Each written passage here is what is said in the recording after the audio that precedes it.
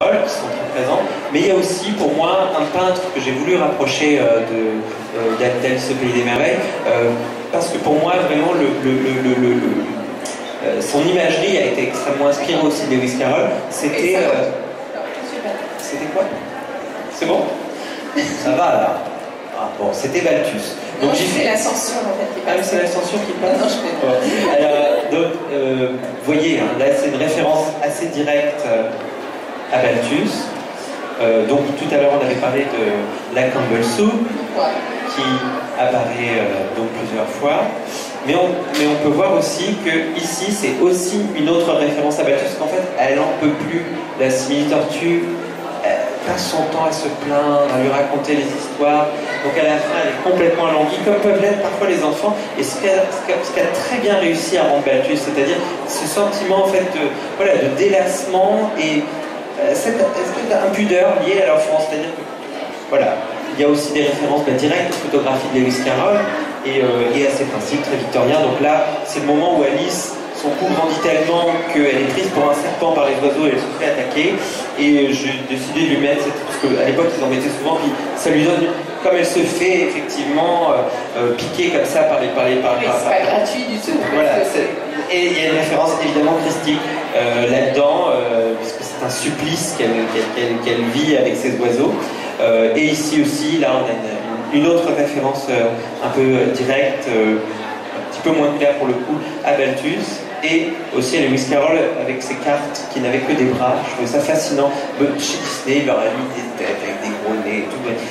Moi, je trouve beaucoup plus intrigante, simplement comme ça, en fait, voilà. Moi, je les imagine bouger comme ça, ces cartes avec des bras. Enfin, en vrai, ce serait quand même... ça ferait peur. Hein. Et en même temps, on voit que dans cette ambiguïté, cette ambivalence même du personnage, mais aussi dans des images comme ça, on voit que vous avez très fortement appuyé sur une dimension du texte, qui est celle du récit d'initiation. En fait. Bien sûr. Mais parce que pour moi, après voilà, chaque fois qu'on illustre un texte, illustrer, lustra, c'est mettre en lumière. Je le répète souvent, mais c'est la vérité. C'est-à-dire qu'on va mettre l'accent, on va mettre en lumière certaines choses du texte qui vont nous avoir touché, qu'on va avoir perçu. C'est ma vision, c'est un choix, c'est mon choix par rapport au texte. C'est ce que moi j'ai ressenti à cette lecture, aux lectures des lettres, et tout le livre est construit comme ça. C'est-à-dire, quelque part, je vous impose une certaine partie. Mais choisir celle-ci, voilà, dans une œuvre aussi dense, avec autant de possibilités, et de signification, effectivement, c'est un choix qui va aussi, du coup, écarter d'autres pistes, mais qui va se centrer sur certaines. Et justement, la force de l'exposition que vous avez en bas, c'est de vous montrer que chaque choix n'est pas définitif. Moi, je trouve dans les versions de Cœur en bas des versions formidables. Je vous parlais tout à l'heure de Téniel. Moi, j'adore sa version. Je trouve que c'est d'une justesse pas possible. J'adore ce qu'a fait Gilles Bachelet. Je trouve ça extrêmement rigolo. Et j'adore aussi ce qu'a fait Brun, qui, lui, est allé dans quelque chose de complètement autre chose. C'est-à-dire que moi, je suis allé dans quelque chose qui était un peu, effectivement, vert, un petit peu, un univers un peu angoissant comme ça, un peu sali, un peu comme ça. Lui, il a des choses extrêmement clean, très colorées. Oui, et plus sur la dimension narrative du surréalisme, plus magritienne. Mais en même temps, ça donne un côté complètement terrifiant aussi, parce que c'est tellement clean, c'est tellement coloré, c'est tellement vif, que ça marche aussi sur Alice. Donc ce que je veux dire par là, c'est que c'est pas une version définitive d'Alice, c'est ma version, et c'est ça qui fait, je pense que bien qu'il ait été beaucoup plus illustré, si vous l'illustrez avec sincérité, on pourra toujours trouver de l'intérêt à un texte comme celui-ci, et il y aura toujours de l'intérêt à avoir des nouvelles versions d'Alice.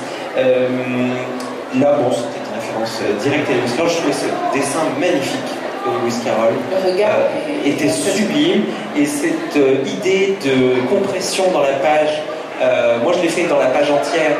Lui, il avait dessiné une petite case comme ça pour que Alice soit con. Je trouvais super. Ça montre quand même la modernité de ce type, parce que c'est vraiment un décadrage cinéma, quasiment. Hein, c'est des processus qu'on utilise en cinéma, effectivement, de faire une focale très proche comme ça pour donner ce sentiment claustrophobique.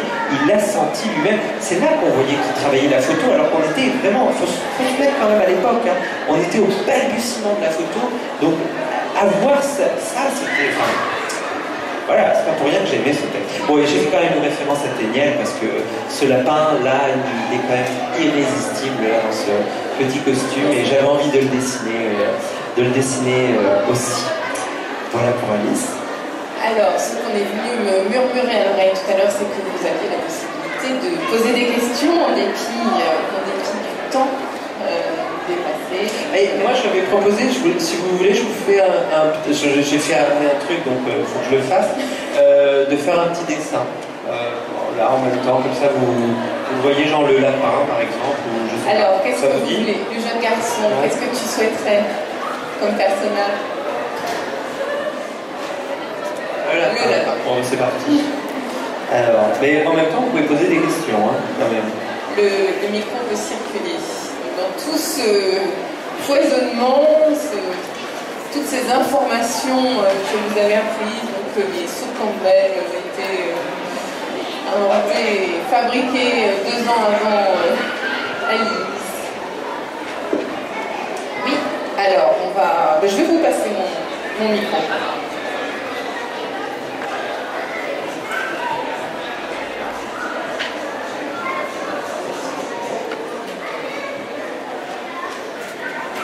J'avoue que j'aimerais juste savoir si un jour vous feriez une version d'Alice différente, parce que enfin voilà, elle est faite, vous avez pris votre idée, vous pouvez en faire.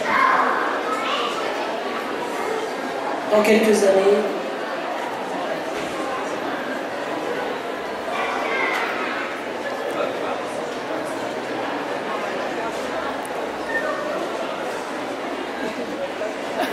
Alors, il faudrait éventuellement régler le contraste peut-être.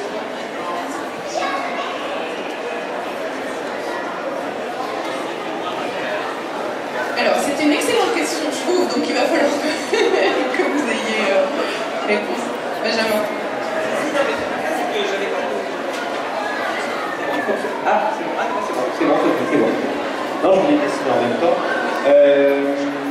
Eh bien, alors, quand même, là, le livre vient de sortir. Oui. Donc, je me posais la question déjà si je vais le refaire. Alors, c'est terrible parce que, je vais vous dire, c'est déjà très difficile de se retenir. Et mon éditrice, qui est présente parmi vous ce soir, pas de ce livre-là, mais de beaucoup de mes livres, Albin Michel Jeunesse, peut attester que c'est un gros problème avec moi, c'est-à-dire qu'à peine le livre fini, il y a déjà toutes les choses que je n'aime pas et que je veux refaire. Donc, elle, en général, qui est là, passe plutôt son temps à me dire non, on passe au suivant, on ne va pas refaire le livre. Mais bien sûr que moi, il y a plein de choses que j'aimerais refaire déjà dans ce livre, si je m'écoutais. Et maintenant, refaire une autre version réinterprétée, j'y ai pas pensé. À vrai dire, moi, ce à quoi je pense, là pour l'instant, j'aimerais beaucoup faire à travers le miroir. Il y a beaucoup de parties dedans qui me plairaient énormément de le faire. Et a priori, si je le faisais, je garderais les mêmes personnages, comme Lewis Carroll gardait les mêmes personnages. Après, pourquoi pas, je sais pas, on peut tellement changer. Là, j'ai 33 ans, peut-être qu'à 53 ans, je trouverais ce que j'ai fait pour Alice tellement nul qu'il faudra absolument que je fasse une version pour l'effacer et que je refasse tout parce que j'ai gâché le texte que j'aimais tant. C'est possible. Je sais pas. Je sais pas. Comme je l'ai dit tout à l'heure, c'est pas des versions définitives. Hein, c'est-à-dire qu'on est dans quelque chose de fluctuant. Mais bon, a priori quand même, jusqu'à présent, j'ai jamais refait complètement un livre. Voilà. Là, c'est des dessins. Heureusement, non. Enfin, des dessins de Benjamin Laconté que vous ne les aurez jamais vus, vous ne les verrez plus. Grâce au vidéoprojecteur. Voilà. D'autres questions? Le dialogue?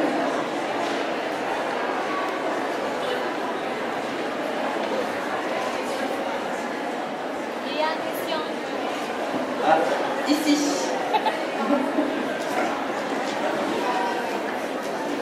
En fait, chacun agit là. Moi, je dessine, Sophie, Elric, et hop, on peut de micro. Alors, moi, j'aurais voulu savoir qu'est-ce que vous avez préféré faire dans la conception du livre. Est-ce que ça a été les recherches sur Lewis Carroll? Est-ce que c'était le dessin d'un personnage en particulier? Voilà, est-ce que vous avez préférez faire dans la conception de votre groupe? Alors moi j'adore la partie recherche. C'est vraiment la partie que je préfère. C'est-à-dire que c'est les moments où j'apprends plein de choses. J'adore ça et bon, en général je perds beaucoup de temps là-dessus. C'est-à-dire que pour le coup je suis un peu un diesel. C'est-à-dire vraiment je mets beaucoup de temps à chercher. J'aime bien me perdre là-dedans. Parfois aussi je vais chercher, je vais tirer un peu un fil comme ça, un peu comme le fil d'arrière, et puis ça va me mener complètement ailleurs, peut-être une idée pour un autre livre. C'est vrai que j'avais sans doute pas besoin de lire 500 lettres de Lewis Carroll, de lire la totalité de son journal, parce que c'est vrai qu'il y a quand même des parties qui sont pas des plus intéressantes. D'autant que... mais ça me plaît, c'est vraiment une partie qui me plaît, et donc j'aime cette partie-là, la recherche, les crayonnés, et j'aime la toute fin, c'est-à-dire quand je finis les peintures, quand je suis sur les dernières couches à vide. C'est de la douleur. Donc je vous redis que l'un des grands intérêts aussi de cette édition est que vous voyez la somme d'annexes et de documentation qui est fournie, où on retrouve la plupart des photographies qui ont été montrées tout à l'heure, et puis avec aussi une préface consistante et passionnante. Benjamin, vous redonner les axes de votre intérêt pour ce livre. Oui, il y a une question. Vous avez vu, je m'arrête pas pour les voilà. Vous ne voyez même pas en entier parce qu'il y a un bout d'oreille aussi. Moi, je voulais savoir si, malgré les recherches, enfin, si vous avez fait d'autres recherches à part celle sur Lewis Carroll, d'autres trucs qui a été fait, par exemple la typographie du titre, ressemble vraiment à celle de Madness Return et des jeux, des games d'Alice au Pays des Merveilles. Et donc du coup, je voulais savoir si vous avez par exemple joué à des trucs, fait d'autres recherches sur d'autres Ça ressemble à quoi? La typo du bouquin, enfin de la vidéo que vous avez faite, du livre que vous avez fait, ressemble à la typo de Alice Madness Return et de Alice McGee dans des jeux de games en fait. Electronic Arts. Je sais pas, moi j'étais parti en fait, la typo, il faudrait qu'on puisse la voir. En fait, là-dessus, je suis parti vraiment sur les principes de cartes.